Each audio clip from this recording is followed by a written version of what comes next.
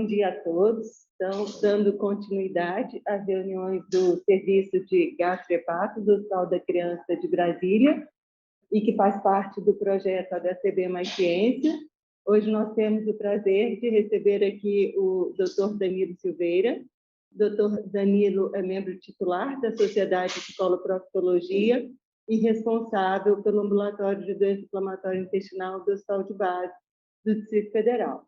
E o doutor Danilo hoje vai abordar as doenças fistulizantes, os aspectos fistulizantes da doença de Crohn em pediatria. Obrigado, Danilo, por estar aqui. É uma honra e um prazer ter você aqui com a gente. Um prazer nosso estar aqui. Eu acho que esse é um local de referência de tratamento de doença inflamatória intestinal nos pacientes pediátricos. E para a gente é bom estar participando aqui, até porque a gente acaba interagindo com alguns pacientes, ou que vão virar adultos, né, porque vocês cuidam muito bem deles, ou porque algumas vezes a gente acaba também abordando cirurgicamente, mesmo não sendo um cirurgião pediátrico de formação, vamos dizer assim. Então, eu trouxe algumas coisas, a gente pode talvez interromper, porque eu abordei um pouco do tratamento clínico, a gente colocou um pouquinho da parte clínica, assim, só para falar de o que tem de droga e tudo. Até porque eu acho que é uma patologia que, por mais que a gente, como cirurgião, tem que estar presente, o paciente vai ser grande parte do tempo, se não dizer 80%, 90% do tempo, conduzido clinicamente. Eu não tenho nenhum conflito de interesse em relação ao tema e, atualmente, também não tenho nenhum apoio científico de nenhum dos laboratórios, aí, caso a gente cite algum dos tratamentos clínicos. Esse primeiro slide aqui eu coloquei é o seguinte: eu gosto muito de história. E esse editorial foi escrito por dois colegas cirurgiões, o Dr. Fábio Campos e o Dr. Paulo Cotes, são brasileiros, o artigo tem em português e tem em inglês, é acesso na internet para quem gostar de história. Mas quando a gente fala doença de Crohn, tem gente que nunca viu, né, tem curiosidade de saber quem foi Crohn. E aí é muito interessante pelo seguinte: a despeito da patologia ter sido observada inicialmente por cirurgiões, tá? Um cirurgião lá do Monte Sinai, porque foi uma sequência de pacientes operados com uma doença inflamatória em ilho terminal. Foi o Dr. Burrill Bernard Crohn, um judeu, né, lá do Hospital Monte Sinai de Nova York, que catalogou os casos e publicou. Embaixo aí, amarelo, a gente tem aqui a publicação original no JAMA de 1932, e ele publicou como ileite regional. Então, é um artigo muito mais histórico, não tem nada assim científico, mas é interessante a gente saber a história. E outra coisa interessante também de Crohn, que a gente acha, o Crohn deve ter 2.000 anos que ele viveu até 1983, morreu com quase 100 anos de idade. Então, é relativamente recente, né? Para alguns de nós, a gente chegou a conviver neste mesmo planeta com Crohn vivo, vamos dizer assim. Aí a gente entra um pouco na história da doença inflamatória intestinal e a gente sabe que, na verdade, a doença inflamatória intestinal é uma interseção de condições para que ela venha se desenvolver. Então, a gente tem aqui a suscetibilidade genética, que é importante, né? A gente sabe que, normalmente, esses pacientes têm associação com pais, mães, parentes próximos em primeiro grau, quer na mesma linha ou na lateralidade, que tem doença inflamatória também associada. A gente tem aqui a resposta imune, porque em alguns indivíduos ela parece ser mais exacerbada do que em outros. A gente tem uma coisa que está extremamente na moda, que é a microbiota, e alguns, vamos dizer assim, antígenos e adjuvantes que vão favorecer o desenvolvimento da doença inflamatória intestinal, e os gatilhos ambientais aqui, que provavelmente a vida moderna favoreça que eles sejam disparados frequentemente. Aqui também, no mesmo artigo, ele mostra um desenho que é interessante, não está traduzido, mas bem explicativo, que seria aqui um intestino, um cólon normal, por algum gatilho, por uso de anti-inflamatórios, antibióticos, infecções, a gente faz uma lesão aguda de cólon, e ela tem dois desfechos. Uma tolerância, que depois ela cicatriza por completo, então aquelas colites agudas que a gente faz frequentemente, aí, quer seja por infecção, por uso de medicamento, e uma outra condição que provavelmente explique um pouco da etiologia da doença inflamatória intestinal naqueles pacientes que são suscetíveis, né? E esses pacientes desenvolvem inflamação crônica.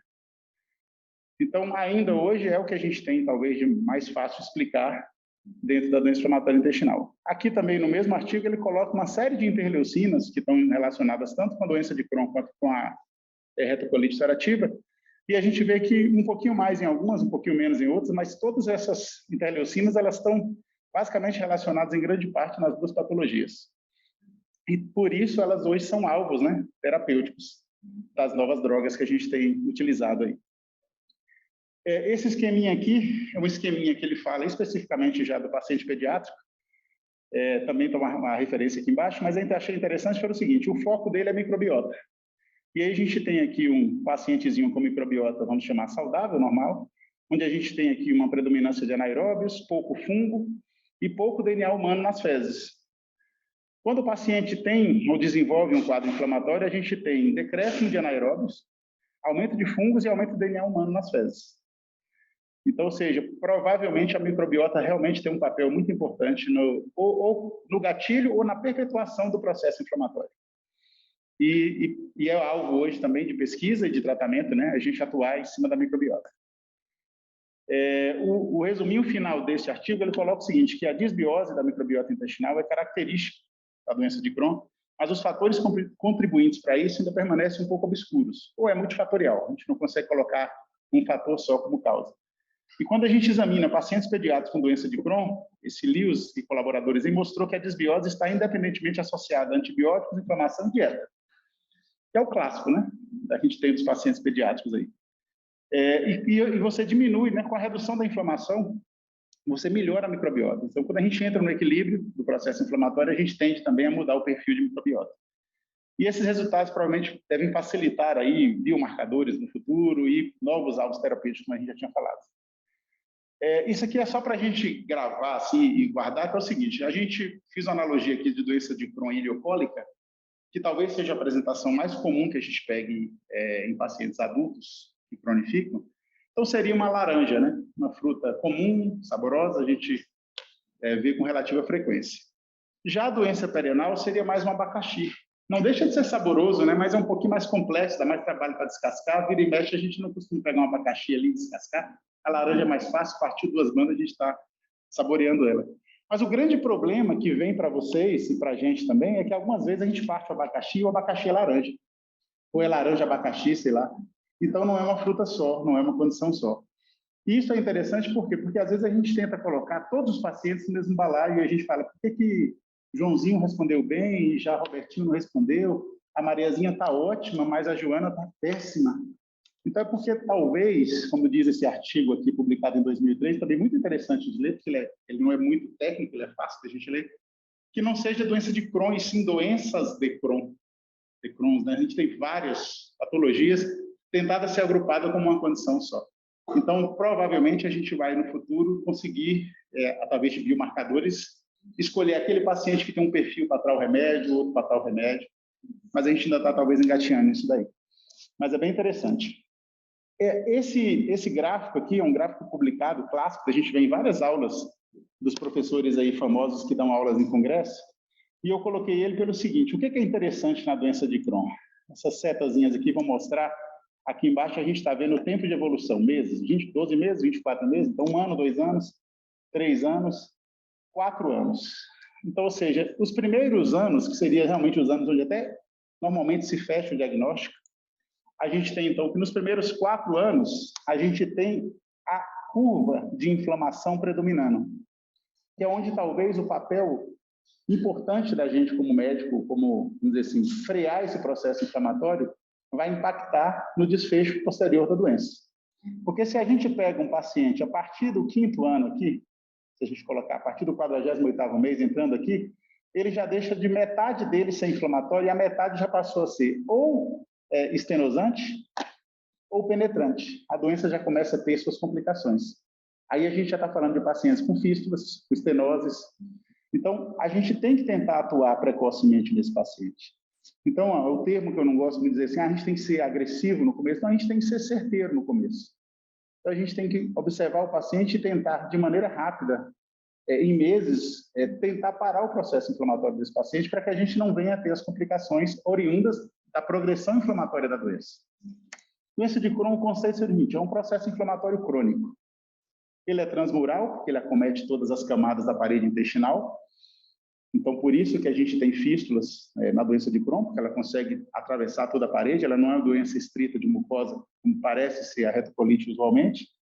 Ela é persistente ou é recidivante. Então, às vezes a gente não consegue controlar, ou às vezes a gente tem períodos de remissão e depois a gente recidiva a doença. Ela compromete mucosa, a parede, também o mesentério e o gânglio linfático, que inclusive hoje, nas reuniões de cirurgiões que tratam doença inflamatória intestinal, principalmente a doença abdominal, a gente tem que tentar tirar parte do mesentério inflamado, senão a gente deixa o paciente inflamado e a gente tem um resultado ruim ou recidivas precoces. Então, alguns trabalhos científicos novos na turma da cirurgia aí, abordando a questão da gente fazer uma linfadenectomia, como se fosse uma neoplasia. Ela pode ocorrer de forma descontínua, então, às vezes, a gente tem um segmento comprometido e outro completamente saudável. Isso é bem visível, às vezes, na endoscopia, na colonoscopia do paciente.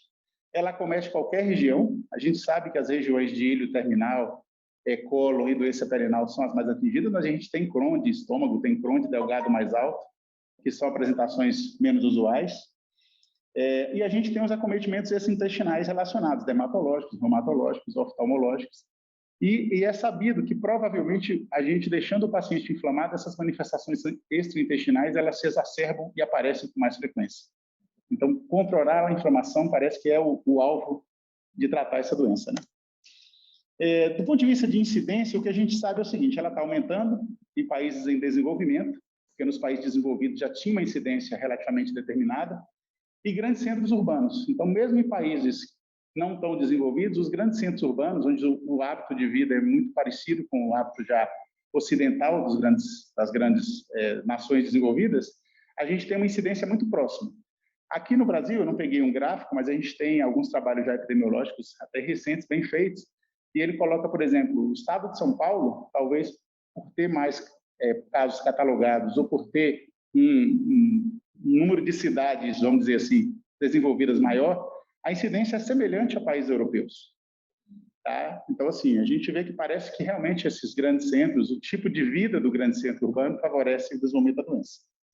A apresentação em adulto, ela é binodal, né? A gente sabe que tem um pico ali do adulto jovem, ou seja, o paciente que está saindo ali da adolescência até os 40 anos, depois parece diminuir, e tem um pico menor, mas a partir dos 60 anos, alguns pacientes apresentam, né, como um caso de doença inflamatória intestinal, doença de Crohn.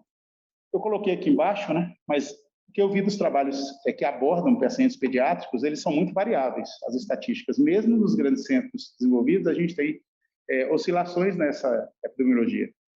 Mas parece que realmente é uma doença crescente, tá? E que a gente vai ver cada vez mais no nosso dia a dia. A gente botei aqui como a predisposição familiar um fator importante. Ele tem um acometimento muito semelhante entre os dois sexos, muito próximo, sem diferença estatística. E, curiosamente, ele é mais frequente em brancos. A fisiopatologia ainda, ele pode ser afetado em qualquer área do intestino, ela tem a característica de ser descontínua. A primeira anormalidade que a gente costuma ver é o aumento dos folículos linfóides, depois evoluindo com ulcerações aftoides de mucosa e depois progredindo para ulcerações profundas, aquele padrão de pedra de calçamento, e evoluindo com as fístulas e estenoses. Aqui ficou uma foto meio desfocada, mas seria uma colonoscopia mostrando esse padrão aí de pedra de calçamento, onde a gente tem uma elevação de mucosa tentando cicatrizar, formação de pseudopólipos, granulomas e lesões ulceradas. Então, a mucosa é completamente distorcida, vamos dizer assim, do ponto de vista endoscópico.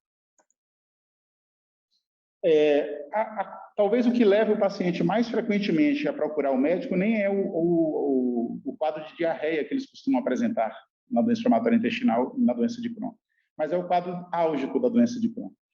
Como ele é um processo inflamatório que pega transmural, normalmente esse paciente ele vai ter uma queixa de dor mais marcante do que no paciente da retocolite, que fica meses, anos, tendo diarreias, às vezes até com muco de sangue, mas como não tem muita dor, ele geralmente vai levando. O paciente de Crohn ele já chega com um quadro álgico mais estabelecido. Mesmo na doença abdominal, a doença perianal nem se fala porque o incômodo é muito grande. O paciente que faz um quadro de fissura, ele sente dor anal, porque a tendência é ter espasmo esfincteriano, ele chega dizendo que tem uma dor no ânus e tudo. Então, a gente coloca, aqui no decorrer, a gente vai ter fibrose e estenose, que vão dar outras características de sintoma, né?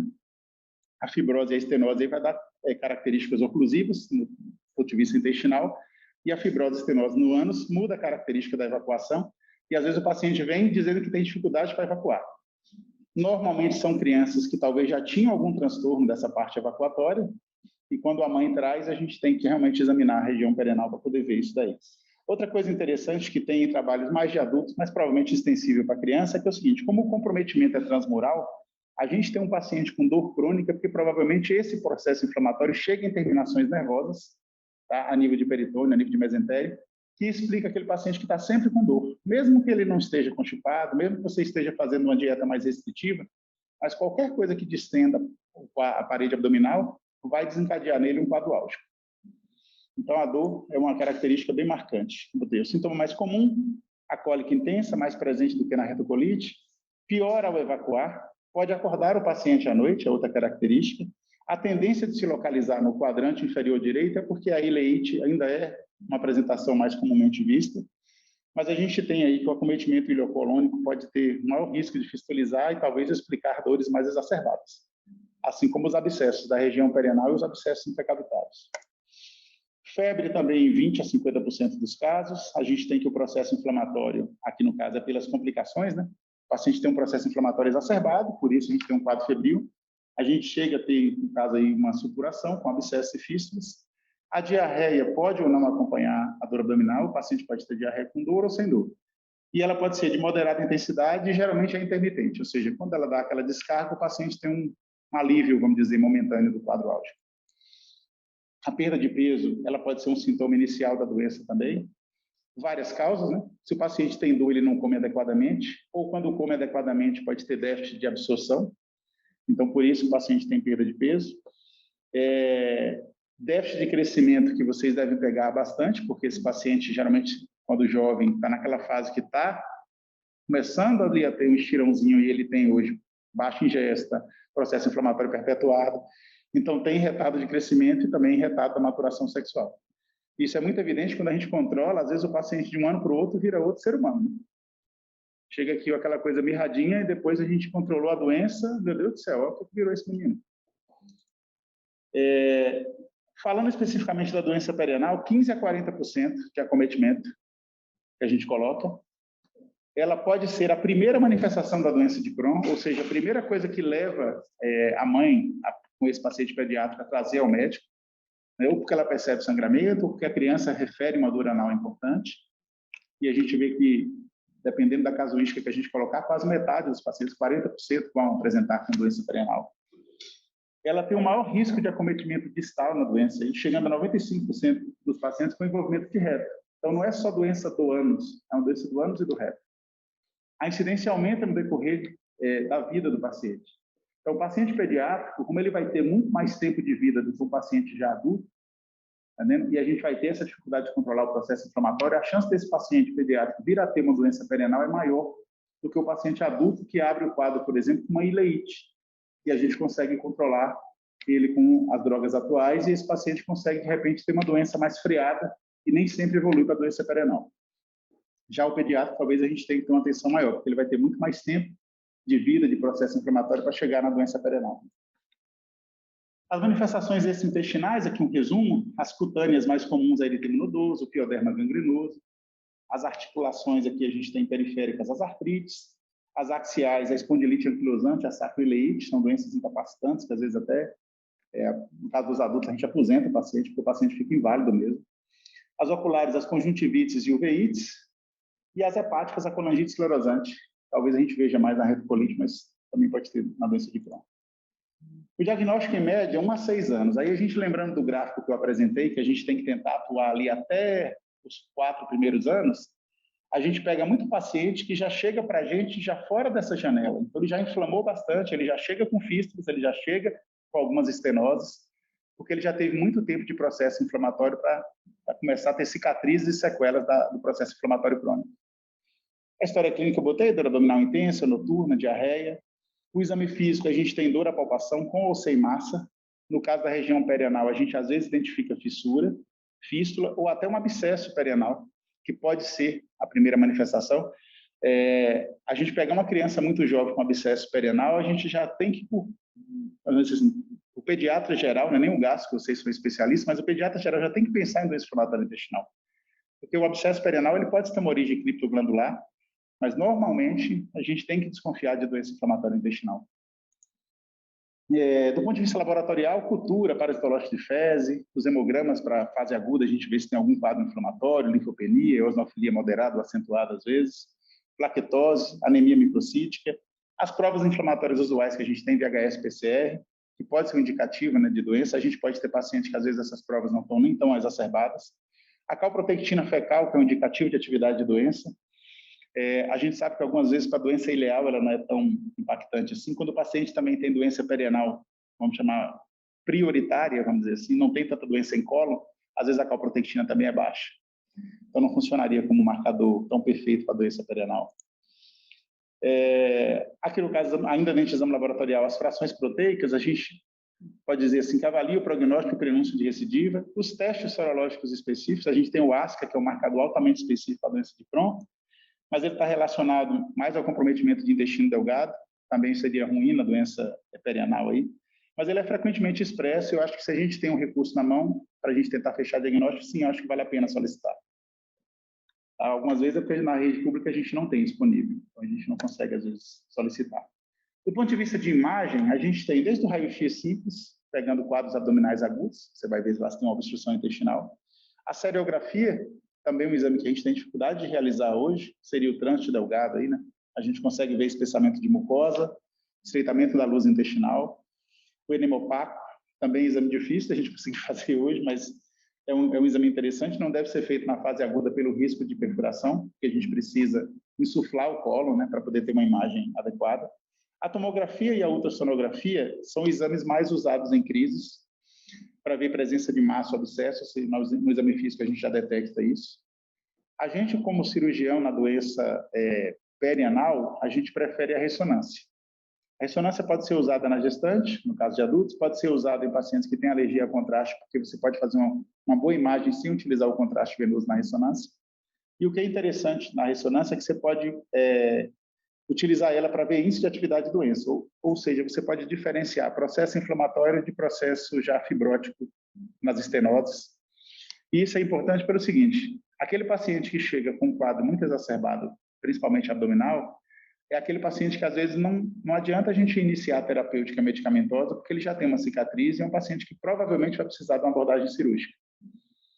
Então, nesses pacientes que já têm uma ressonância mostrando estenoses extensas, processo inflamatório já com cicatrizes, com fístulas, já com, vamos dizer assim, com sequelas da inflamação crônica, eu acho que esse é o paciente que o cirurgião tem que estar vendo junto com o clínico logo de início. Porque às vezes a gente inicia um tratamento medicamentoso e o paciente até piora. Ou porque a gente cicatriza um negócio que já estava estenótico e a gente aí faz um quadro agudo do paciente, ou porque esse paciente pode ter ali coleções e abscessos e a gente vai piorar ele entrando com imunossupressores, corticoides e imunobiológicos. Então, quanto mais tempo de evolução tiver o paciente, é o paciente que talvez tenha uma avaliação multidisciplinar mais próxima para a gente tratar ele melhor. Nos exames endoscópicos, enteroscopia, a gente basicamente não dispõe, isso é mundial, tá? Não é Brasil, não. Mundialmente, a gente tem dificuldade de realizar as enteroscopias. Talvez a cápsula seja mais acessível quando a gente fala de primeiro mundo até, porque seria mais fácil de realizar. O grande problema é que se o paciente é muito pediátrico, e não é um paciente que esteja ali numa idade mais de adolescente, ele já é um paciente menor, a cápsula é uma cápsula relativamente grande, tem dificuldade de ser deglutida, e, além disso, o paciente às vezes já tem uma estenose, um processo inflamatório, que a cápsula pode impactar nesse processo. Então, às vezes, você faz uma cápsula de patência, que é uma cápsula falsa, que depois ela é digerida. Se o paciente consegue, vamos dizer, tolerar a cápsula de patência, você faz a cápsula endoscópica. Bom, mas isso é para doença de Delgado. Também, como eu falei, não é a apresentação usual. A gente consegue acessar o ilho por uma colonoscopia e chegar e ver uma ileite terminal. Então, a colonoscopia realmente é o exame endoscópico usual para esses pacientes. Ela deve ser feita? Acho que sim, porque, por mais que seja um procedimento invasivo, a gente tem coleta de biópsia, que é um marcador importante, e porque todo o foco da doença seria cicatrizar a mucosa. A gente tem que parar o processo inflamatório, e uma das formas da gente ver se está sendo efetivo é a gente ter uma mucosa cicatrizada. Se a mucosa está cicatrizada, provavelmente o nosso tratamento está sendo efetivo. Então, a colonoscopia é um exame que a gente, por mais que tenha dificuldade, é um exame que é mais acessível e a gente consegue coletar biópsia e seguir esse paciente. Segundo ponto é que, algumas vezes, a colonoscopia permite um exame mais adequado, que a gente vai ver mais à frente aqui, que eu vou chamar a atenção. Por quê? Porque você vai obrigatoriamente sedar o paciente. E quando a gente seda uma criança, a gente consegue examinar a região perianal melhor. Também algumas vezes a gente consegue fazer até uma dilatação quando tem algum grau de estenose, só pelo fato de ele estar sedado e passar o aparelho ali. Então, nesse sentido, eu acho que a colonoscopia é um exame que tem que fazer parte do exame e do paciente, salvo se a gente tiver alguma contraindicação absoluta para esse paciente realizar a colonoscopia. A cápsula eu já falei aqui. Aqui eu coloquei uma sequência, eu botei exame físico e logo abaixo eu botei um relativo destaque aqui, exame físico sob anestesia. A gente tem dificuldade no base no paciente adulto, imagino vocês aqui no paciente pediátrico, porque sedar uma criança já é mais complexo do que sedar um adulto. Mas algumas situações a gente não consegue fazer um diagnóstico se a gente não tiver um paciente sedado, porque incomoda, porque é doloroso. No caso da criança envolve outras situações, você vai manipular a região perianal ali, então uma sedação é mandatória. Óbvio que quando se trata de criança, a maioria das vezes o endoscopista isolado, mesmo que esteja em 2 médicos, não se sente confortável de sedar. Aí vem a presença do anestesista, onde a gente vai ter que acrescentar mais um profissional, mais uma complexidade nisso. Mas lá no base a gente tem conseguido, pelo menos um dia na semana, a gente tem disponibilidade do anestesista dentro da sala endoscópica. Então, nessas situações, a gente aproveita o anestesista para esse tipo de exame. Óbvio, se a gente vai fazer um exame sobre sedação, a gente aproveita e passa, às vezes, o colonoscópio, faz pelo menos uma retrosigmoidoscopia para ver aquela área distal ali e examinar melhor o paciente. E, às vezes, o exame físico é suficiente. Eu consigo palpar e ver que tem um abscesso, que tem uma loja ali, que tem uma fístula, só no exame com o paciente sedado. Não preciso de ressonância, não preciso de nenhum outro exame, além do exame físico. Óbvio, a ressonância é importante, é importante. A gente tem algumas fístulas complexas, algumas lojas de abscesso, que a gente vai ver uma imagem mais à frente aí, que a gente precisa da ressonância até para a gente guiar na hora da cirurgia e drenar de modo adequado. Porque o que comumente acontece é que o paciente vai na emergência. A gente não tem um cirurgião coloretal, um coloproctologista na emergência. Salvo se no dia, o urobra, do anjo da guarda dele, o cirurgião de plantão era um coloproctologista. E aí ele consegue fazer uma drenagem porque tem uma familiaridade maior com a região perianal, uma drenagem mais adequada. Mas o que a gente pega é a criança ou o adulto vai na emergência, às vezes o colega cirurgião, fazendo o que está ao alcance dele, drena aquele abscesso, então faz ali um orifício e drena, tira ele da urgência da emergência e ele vem depois com uma fístula, ou para o gastro, ou para o coloprocto, conduzir o restante do tratamento. Ou nos desfechos piores, o paciente cicatriza o orifício externo daquela fístula e volta com um novo abscesso dias ou semanas à frente. Ultrassonografia endorretal. É um excelente exame, mas como várias aulas que vocês devem pegar aí ao longo de várias patologias, ultrassom é operador dependente mais do que qualquer outro exame de imagem. Eu preciso de alguém que esteja treinado, por quê? Porque o exame ele é operador dependente. O operador está ali com o transdutor e ele vai buscar a imagem, ele vai buscar o diagnóstico. É diferente de uma ressonância que você padroniza os cortes ou até fica com a aquisição da imagem e eu posso depois no computador buscar o que eu quero. Então, a gente tem essa dificuldade. Segundo, para fazer o ultrassom, salvo de superfície, você precisa introduzir o transdutor via retal. Se o paciente estiver com doença perianal importante, ele não vai permitir. O pediátrico nunca. Então, ou seja, você vai aumentar a complexidade. Eu vou ter que sedar uma criança para fazer um ultrassom endonal. E aí, nesse sentido, a gente acaba optando pela ressonância. O paciente vai ter que ser sedado do mesmo jeito, porque às vezes não tolera ficar na máquina de ressonância por alguns minutos, mas a gente consegue um exame que tem menos influência do operador. E o ultrassom endonal também a gente tem dificuldade, porque o probe adequado, ele é atrelado a um aparelho também de alto custo. Então, ou seja, talvez aqui na cidade hoje, eu não sei nem se tem alguém mais fazendo, porque acho que uma única clínica privada que fazia parou de fazer, que era a Uniproc, e os colegas estão usando, acho que um transdutor setorial, que dá para fazer a imagem, mas talvez fique mais operador dependente ainda. Fistulografia por tomografia. Aí eu preciso do radiologista. Tá certo? Porque aí o radiologista, teoricamente, tem que estar presente no exame. Não dá para fazer uma aquisição com um técnico e o radiologista laudar ou remotamente, ou depois ver a imagem e laudar. Porque eu preciso que ele faça um corte, veja o trajeto, algumas vezes passar uma sonda e injetar contraste no trajeto fistuloso. No adulto é mais factível, a gente faz algumas vezes em fístulas complexas. Mas na criança é bem complicado a gente fazer. Tá certo? A gente faz fistulografia como exame de exceção. Quando eu tenho uma fístula complexa, eu preciso determinar o que vai ser feito, a gente às vezes lança a mão, mas é um exame de exceção. O que acontece muito é um exame físico bem feito, uma ressonância atrelada, e aí a gente define o que vai fazer com aquela doença perianal. Isso aqui eu botei uma classificação, e ontem à noite, um daqueles trabalhos que eu citei logo no começo, eu vi que vocês têm um índice de atividade de doença, um IADC adequado para a pediatria, né? Modificado para a pediatria. Mas era só para citar. O que é interessante? Porque esses índices de atividade de doença, por mais complexos que às vezes é de fazer, tem vários aplicativos de celular, que eu já peço o residente lá para quando chega na endoscopia baixar, para fazer um cálculo, e é mais para a gente ter, talvez, informações futuras, porque a gente sabe que quando a gente tem um IADC abaixo de 150, ele está em remissão, quando tem de 150 a 219, leve a moderada, acima de 220 até 450 grave, e acima de 450 fulminante. Isso serve para a gente montar um trabalho científico posterior, para a gente ter uma ideia numérica da atividade de doença que o paciente se encontra, ou quando você pega os trabalhos científicos das drogas novas, eles esperam uma redução de 100 pontos no IADC, para considerar que teve resposta. Então, botei aqui mais para a gente citar isso daí.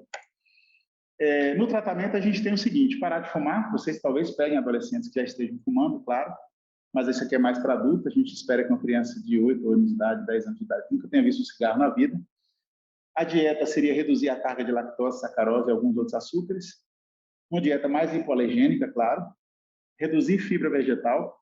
Tá? A gente tem que tentar fazer o paciente com uma dieta pobre em resíduo, porque isso vai dar mais conforto para o paciente.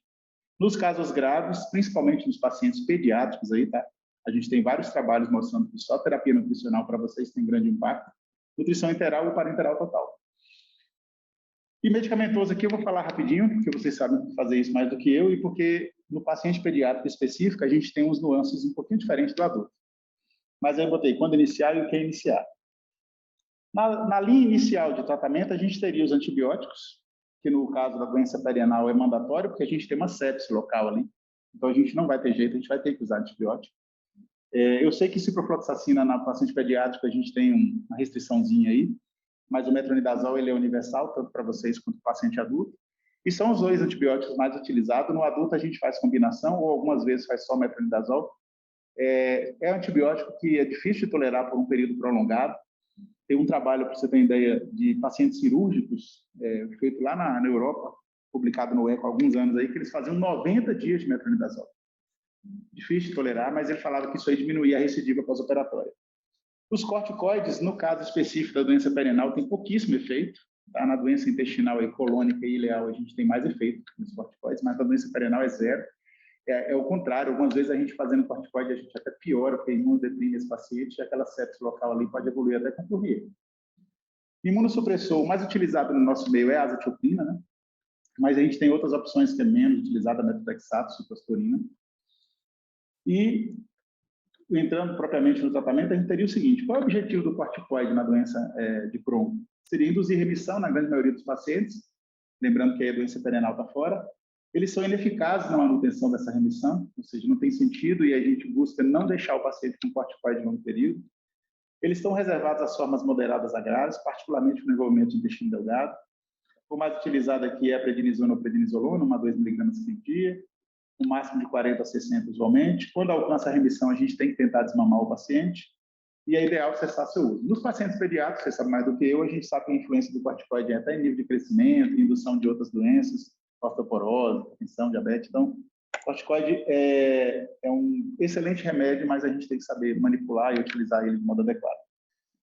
Os corticoides que talvez fossem mais perfeitos, ou se não seria perfeito talvez o termo, mas assim seria o ideal da gente utilizar, seria deflazacol e budesonida, que a gente não tem disponível com facilidade na rede pública, e às vezes os pacientes, mesmo de rede privada, não conseguem manter o tratamento com eles. A vantagem do deflazacol seria porque é o seguinte: a gente tem uma atividade anti-inflamatória e imunossupressora interessante, mas ele tem um efeito diabetogênico reduzido. 6 a 7 miligramas equivale a 5 miligramas de prednisona. Na fase aguda, ele não é tão bom, talvez porque não tem a mesma potência exata da prednisona. A budesonida, sim, seria talvez o corticoide mais, vamos dizer assim, interessante para a gente utilizar na doença de Crohn. Ele é 100 vezes mais potente que a cortisona. 9 miligramas é tão eficiente quanto 40 miligramas de prednisona, mas assim como todos os corticoides, a budesonida não é droga para manutenção, é droga apenas para induzir remissão. Inclusive, tem apresentações especiais de budesonida, acho que até no Brasil chegou agora, MMX, que é aquela apresentação multimatrix, que você tem uma dispersão do medicamento gradualmente, você consegue utilizar ele atuando em todo o segmento do trato digestivo. Os salicilatos aqui, eu coloquei sulfasalazina e mesalazina, as duas mais comuns, e botei em amarelo. Terapia em desuso na doença de Crohn. Eu não sei como é que é na pediatria, mas no adulto a gente basicamente não utiliza salicilato na doença de Crohn, salvo naqueles raros pacientes que têm uma doença colônica muito mais marcante, assim. Do contrário, praticamente a gente vê que não tem efeito terapêutico, não consegue bloquear a progressão de doença, e basicamente é uma medicação em desuso mesmo. Só interessante é que teve um levantamento baseado naquelas informações do SUS, nas farmácias de alto custo, e o Brasil ainda utiliza salicilato na doença de Crohn em quase 60% dos pacientes, 58% dos pacientes.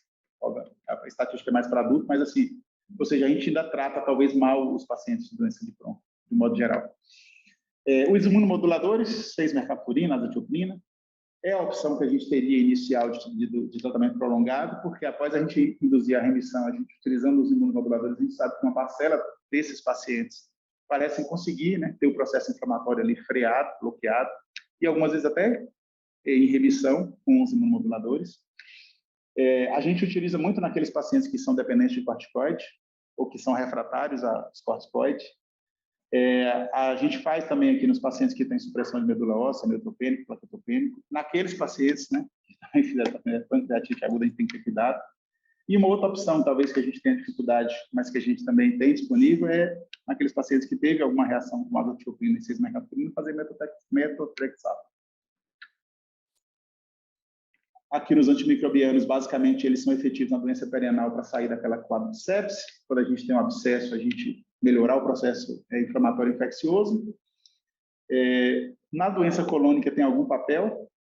O metronidazol, como eu falei, é utilizado na doença fistulosa perianal. Ciprofloxacina, opção para adulto intolerante ao metronidazol ou eventualmente em associação. Do ponto de vista de biológicos, eu coloquei o que a gente já tem disponível no nosso mercado aqui, basicamente as 5 drogas aqui. Eu não sei como é que eu uso, acho que para vocês ainda é anti-TNF, né? Infliximab e adalimumab. Mas eu acho que o sequinomab também já está liberado para paciente pediátrico no Brasil, né? O Vedro, eu não sei como é que é a relação de vocês com o Vedro, mas também está liberado para pediatria. Não sei se aqui no Brasil, mas tem pacientes pediátricos utilizando já em trabalhos.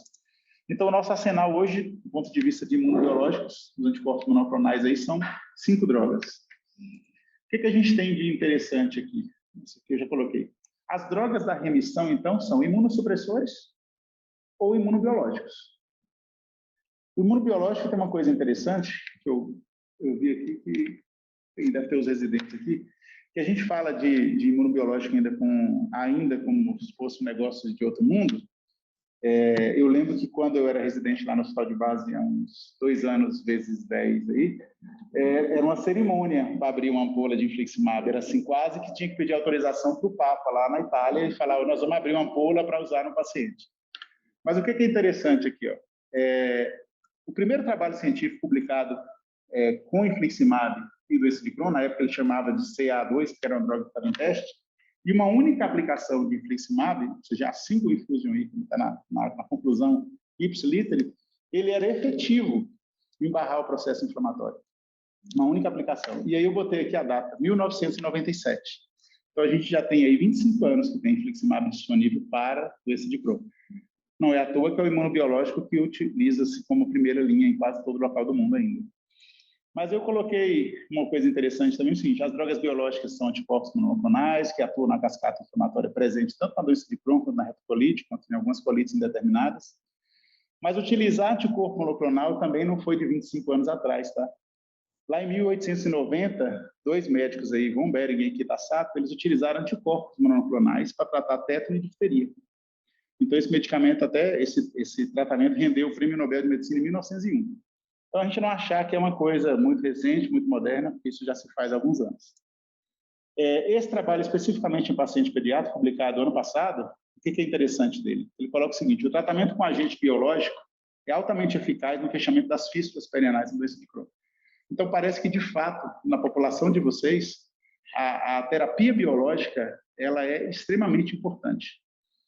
A gente já tem guidelines de adultos publicado há mais de 10 anos, onde uma das indicações de início precoce da terapia biológica era a doença perianal. A doença perianal, dentro da doença de Crohn, é um critério de gravidade. Não só porque parece que a doença é realmente mais agressiva e mais difícil o controle, mas é porque quando a gente fala de doença perianal, a gente tem que lembrar que o esfíncter, ele aguenta a porrada, vamos dizer assim, num termo mais popular, mas tem um limite. E se a gente danificar demais o esfíncter, a gente perde a função esfincteriana, e transplante de ânus ainda é um negócio muito experimental. Então, a gente perdeu a função esfincteriana, a gente vai deixar um paciente incontinente, que vai ficar dependente de fralda, ou, quiçá, ele vai precocemente ir para uma colostomia definitiva, porque a gente perdeu a função do esfíncter anal. Então, nesse sentido, tanto no paciente pediátrico quanto no paciente adulto, a preservação esfincteriana e uma atuação mais efetiva, mais agressiva, se é que cabe esse termo, ela é mandatória. Eu não posso ficar ali fazendo corticoide, imunossupressor e esperando o paciente meses e anos até a gente ter uma destruição do esfíncter.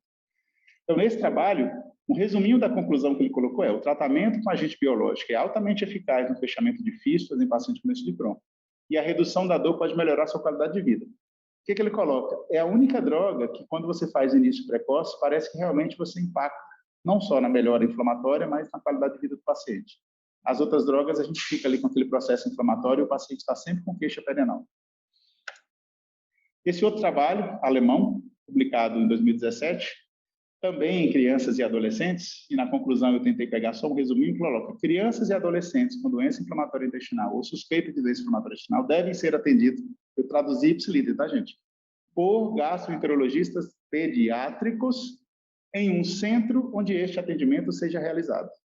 Então, ou seja, não é uma patologia, estou falando de Alemanha, que dá para ser visto por um generalista.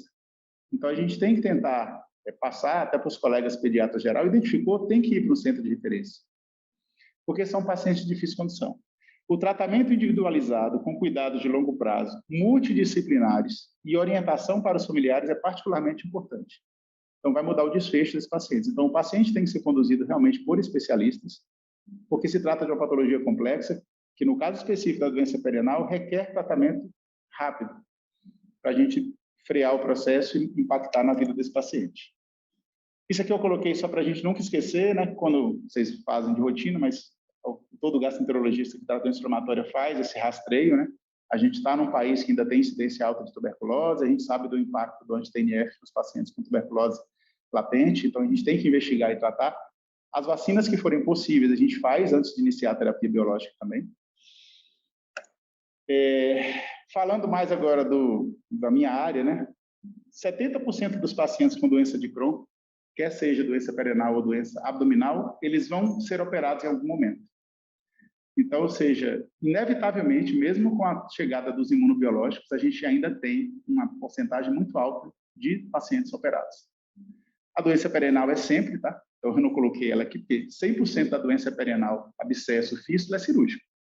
É a combinação dos tratamentos que vai ter um desfecho favorável.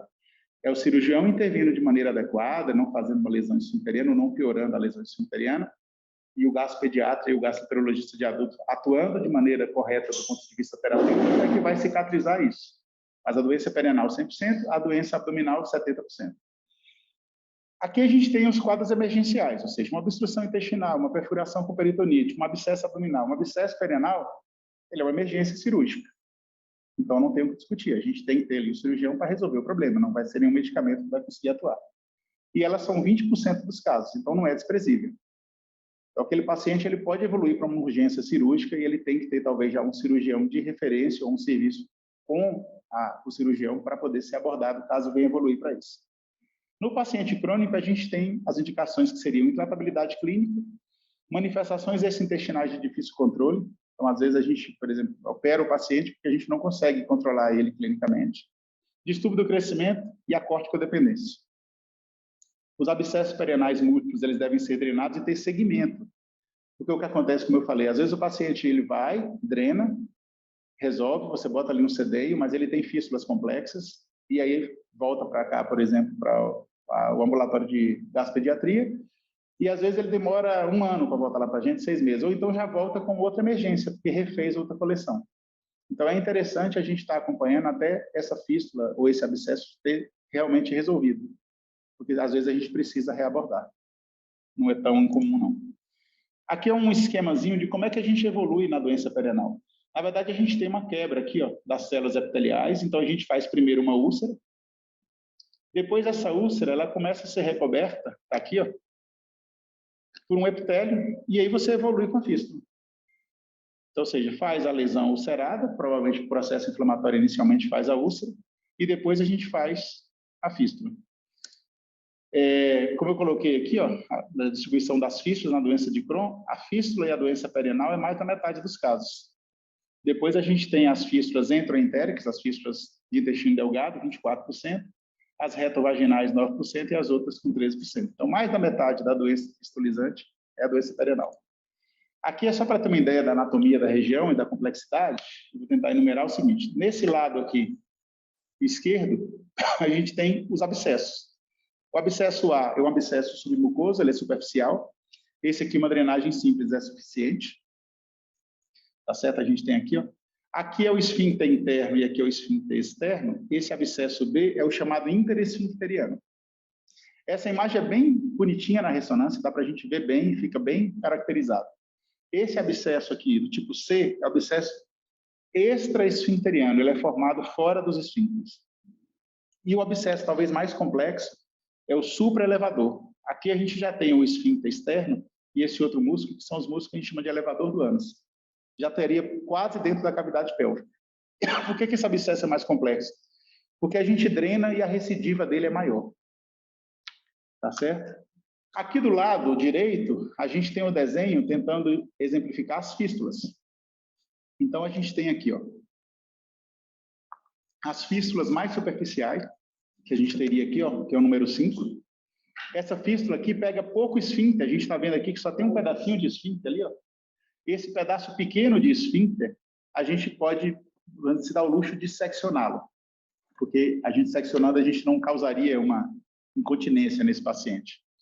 Já quando a gente pega os abscessos mais altos, esse aqui, por exemplo, que seria um abscesso transesfincteriano, e drenando para essa loja aqui entre os dois, ó, perdão, abscesso não, fístula. Essa fístula aqui já pega um pouco mais de músculo. Então, a gente não consegue aqui seccionar esse músculo. A gente tem que obrigatoriamente preservá-lo e vai deixar dentro dele um sedêmio, que nada mais é do que uma borracha de silicone ou de látex, passando por dentro do trajeto, ou seja, se a fístula exterioriza aqui, eu vou passar uma borracha aqui, até aqui, e ele vai exteriorizar no ânus. A gente vai ver mais à frente, nas imagens de cirurgia que a gente trouxe.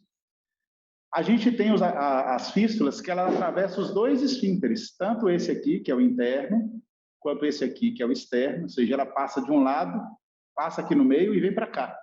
Essa é a fístula transesfincteriana, ou seja, ela transfixou os dois esfíncteres. Essa, obrigatoriamente, vai ficar de sedeio e prolongadamente, porque envolve uma massa muscular muito grande. E quanto mais alta ela for, pior. Se eu pego um desse aqui, que vai lá em cima, ou seja, pega todo o esfíncter, esses pacientes ficam anos, não é meses, anos com esse sedêmio, até esse trajeto estar bem cicatrizado e a gente conseguir ir reduzindo esse sedêmio e ele cair. Tá? E uma outra coisa importante, quando a gente trata uma fístula de um paciente sem doença inflamatória, a gente vai reduzindo toda semana esse dreno, e até ele cair. Na doença inflamatória, a gente não tem pressa. A gente tem que tentar melhorar, esperar o imunobiológico atuar, e progressivamente o próprio organismo vai expulsando esses drenos, e a gente vai, à medida que ele está frouxo, reduzindo, mas sem nenhuma pressa. Então, ou seja, você vê que apesar de ser uma área pequena do nosso corpo, ela tem uma anatomiazinha complexa, e lesar esses músculos, lesar esses esfíncteres aqui, é que faz com que a gente perca a função dele. Aqui é um resuminho, seria o exame físico, quando a gente tem uma flutuação perianal, se a gente tem o ultrassom disponível e é possível, a gente faz, e aplica o cetom.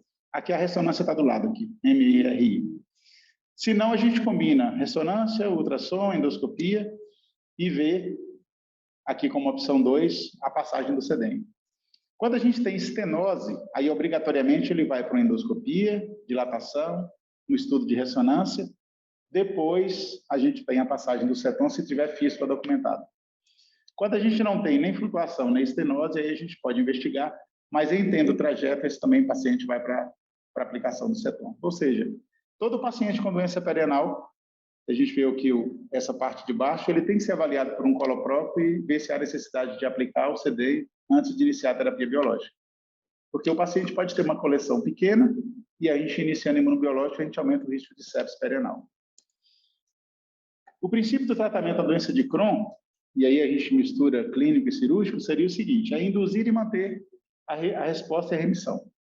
Então, a gente tem que ser assertivo no que a gente está fazendo. A gente tem que estabelecer prazos para a mudança da terapêutica. Então, iniciei um tratamento, iniciei um corticoide, iniciei um imunossupressor, eu tenho que reavaliar esse paciente e definir se ele está ou não respondendo, para daí a gente definir a progressão do tratamento. Prevenir as complicações da doença.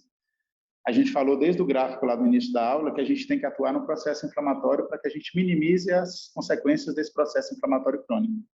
Tanto relacionada com a doença, mas aqui também relacionadas com a terapia. A gente está falando de drogas que expõem o paciente a algumas infecções, que muda o estado imunológico do paciente, então a gente tem que também estar atento aos efeitos que o nosso tratamento pode causar nesse paciente. Nossa função desses pacientes é, de fato, melhorar a qualidade de vida. A gente tem que limitar, evitar as cirurgias, porque normalmente as nossas intervenções, elas deixam sequelas, elas deixam cicatrizes, e cicatrizes funcionais, né? Não é só uma cicatriz estética. E buscar cicatrizar a mucosa. Esse trabalho é de 2001 e esse trabalho frisa esses alvos terapêuticos. Depois vieram uma série de trabalhos com aqueles target to trigger, né? Que é atingir o alvo da doença. Esse aqui é um trabalho que foi publicado no GEDIV de 2012, que seria o seguinte: as complicações agudas da doença de Crohn, a gente já citou algumas aqui falando, mas seria abscessos abdominais, perfuração livre, abscesso anal, oclusão intestinal, megacolon tóxico e hemorragia maciça. As complicações crônicas desses pacientes, pela evolução do processo inflamatório, seriam as fístulas internas, aí a gente está falando de fístulas enteroentéricas e depois as enterocutâneas, as manifestações extraintestinais naquele paciente que a gente não consegue barrar o processo inflamatório, retardo do crescimento nos pacientes pediátricos, e nos pacientes que têm uma evolução a partir de 10 anos, 8 anos, depende das casuísticas, a gente tem um risco aumentado de neoplasia também. Aqui, ainda dentro do mesmo trabalho aí publicado pelo Coates, a gente teria o seguinte: a drenagem percutânea, em detrimento aqui à laparotomia, ela cabe no abscesso único, abscesso simples, que tem uma loja, ou tem um pequeno número de lojas que você consegue abordar, tem localização favorável à punção, isso aqui vale tanto para a cavidade abdominal como para a região perianal. São pacientes que estão estáveis ou pacientes pediátricos. As drenagens percutâneas, elas visam, como eu falei, a gente lesar menos, deixar menos cicatriz nesses pacientes. A laparotomia e a ressecção, a gente vai ter nos abscessos múltiplos, na localização não acessível à radiologia, então o radiologista não consegue chegar lá e a gente tem que drenar cirurgicamente. O paciente que está instável, ele está séptico ou ele está em mau estado geral. Fístulas internas ou externas estabelecidas. Aqui, critérios de indicação e contraindicação, isso aqui seria mais para a parte abdominal. Aqui nas fístulas perianais, a gente teria aqui, ó, de 9% a 56%. Isso aqui varia porque a gente tem uma série de variedades de trabalho aí. Os abscessos isquio-retais de 23% a 62%. Úlceras perianais de 1,9% a 5,1%. Fissura anal de 21% a 35%. Fístula retovaginal numa porcentagem menor de 3,5% a 23%. Isso aqui já é um ânus destruído. A gente vê que tem muita fibrose nesse ânus aqui. Às vezes, apesar disso aqui, o paciente ele não queixa de incontinência, mas é um ânus fibrótico. Aqui um quadro já mais, vamos dizer assim, mais catastrófico, né? A gente tem múltiplos orifícios, a gente tem cicatrizes aqui, provavelmente de múltiplas drenagens, mas é um paciente que já tem doença perianal, doença à distância, provavelmente indo aqui também para lábio vaginal. Aqui é um exemplo de uma plastia intestinal, eu coloquei porque já estava na aula, mas deixei só para ilustrar. Quando a gente tem um paciente com múltiplas doenças de delgado, a gente, em vez de ressecar o delgado, a gente faz a incisão da área estenótica, aqui aberta, e a gente se sutura no sentido contrário. Então, eu abro longitudinal e suturo transversal. E aí a gente preserva o intestino. Quando é possível, a gente faz. Quando a estenose é muito extensa, superior a 4 centímetros, a gente tem que ressecar a área. Aqui é um exemplo de dilatação endoscópica. Então, aqui a gente tem uma imagem de estenose, a gente passa o balão, dilata o balão e pós-dilatação a gente consegue ter um segmento pérvio. A gente tem dificuldade na região do reto de fazer dilatações efetivas. Primeiro porque, quando a gente fala do reto próximo ao esfíncter, a gente não tem a mesma complacência no segmento de cólon ou de intestino delgado. Então, as dilatações de reto, elas são muito mais mecânicas, ou seja, você ceda e passa o próprio toque digital ou passa válvulas para dilatar, mas ela é mecânica. E, por consequência, quando cicatriza, o paciente fica com incontinência, porque ele perdeu a elasticidade. Aqui é um guideline não, é um organograma, né? Um guideline americano publicado em 2011. Basicamente, ele é para adulto e para criança, ele é bem semelhante, mas seria definir a anatomia, a gravidade e a extensão na doença perianal. Se for uma fístula simples, antibiótico, abordagem e cirurgias, ou seja, sedências e toalete. Se for uma fístula complexa, drenagem e tratamento da sepse local, início precoce de antibiótico, imunossupressor e imunobiológico. Aqui, nesse público de fístulas complexas, doença perianal complexa, evitar corticoide. Outra situação, se a gente tratou a fístula complexa e a resposta foi adequada, a gente vai continuar com o imunobiológico e ou, no caso da azatioprina, e ou imunossupressor. Se a resposta foi inadequada, a gente tem que descartar complicações. Será que não ficou uma loja sem estar drenada? Será que a fístula foi tratada adequadamente? Aí a gente vai reinvestigar o paciente e, em algumas situações, considerar o escalonamento imunobiológico ou até modificar. E, nos casos extremos, desviar o trânsito intestinal, ou seja, eu não vou conseguir melhorar aquela região perianal e deixar as fezes passando ali, eu vou perpetuar um processo inflamatório infeccioso. Aí a gente faz um desvio de trânsito, uma colostomia, trata ou espera aquilo ali responder e melhorar e reavalia a função esfincteriana para definir se a gente vai conseguir reconstruir o trânsito intestinal do paciente. Apesar de ter sido publicado em 2011, eu olhei, a gente não tem essa revista americana, né, Gastroenterology, a gente não tem um guideline novo ainda, americano não. A gente tem um pouquinho mais novo, mas basicamente mantendo o mesmo desenho do ECO, do europeu. As 5 regras de ouro para a cirurgia da doença de Crohn, você vê, ela é de 1987 e é atual até 2022. Seria, doença de Crohn, ela é pan-intestinal, ela vai da boca ao ânus. Então, a gente tem que prestar atenção nisso. A cirurgia nunca é curativa na doença de Crohn. O cirurgião trata as complicações da doença de Crohn. A cirurgia deve ser sempre segura e a menor possível, visando sempre preservar o máximo de intestino e o esfíncter. Aí entra o especialista. Então, o especialista tem que estar habituado a tratar doença inflamatória intestinal. Nem todo segmento doente deve ser ressecado. Então, a gente, às vezes, preserva o segmento inflamado e dá o voto de confiança que o nosso tratamento medicamentoso vai ser suficiente para desinflamar aquilo ali. Em caso exclusivo de estenose, preferir sempre que possível a plastia ou a dilatação, em vez da ressecção. Aqui agora eu vou ter uma sequência de casos, ou do consultório ou do hospital de base, mas assim, quando a gente pega, esse paciente inclusive é jovem, tá? O paciente, se eu não me engano, esse paciente específico aqui era um paciente que não tinha nem 18 anos de idade, era uma menina. E ela chega com esse padrão de fissura. Então, esse tipo de fissura não é fissura de constipado. Tá? A fissura do constipado é uma fissura ou anterior ou posterior única, que faz esforço na hora de evacuar. Essas fissuras múltiplas, isso aqui é fissura de doença inflamatória intestinal ou de alguma doença secundária. Então, esse tipo de fissura, no exame físico de uma criança, de um paciente jovem, tem que ser melhor avaliado. Aqui é um caso clássico. O adolescente chega para a gente lá no consultório com uma dor perianal, essa celulite já localizada e essa bolinha aqui, ó, bem evidente. Quando a gente passou a válvula anal aqui, a gente já viu, não dá para ver tão bem aqui na foto, mas já tinha uma saída de pus aqui. E aí a gente chegou aqui nessa bolinha, fez o orifício e a gente viu que tinha a fístula já estabelecida aqui. Essa fístula aqui, ela era transesfincteriana, ou seja, pegava os dois esfíncteres, aí a gente tem que deixar o sedenhozinho aqui, a borrachinha aqui. A gente faz uma ferida aqui para evitar que ela feche precocemente, ela tem que fechar tardiamente mesmo, mas aqui drenou. E esse sedeio a gente vai, à medida que ele vai ficando frouxo, que o organismo vai expulsando, a gente vai ajustando e tirando, mas sem pressa. Aqui é um quadro mais catastrófico, né? A gente teve que passar aqui, ó, 3 estiletes, porque tinha ficha para tudo quanto é lugar. Apesar do ânus estar bem preservado, mas esse paciente ficou com múltiplos sedenhos. Esse paciente também é do privado. Esse paciente aqui é um paciente lá do hospital de base, salvo engano, não sei se ele começou pediátrico ou se ele começou adulto jovem já.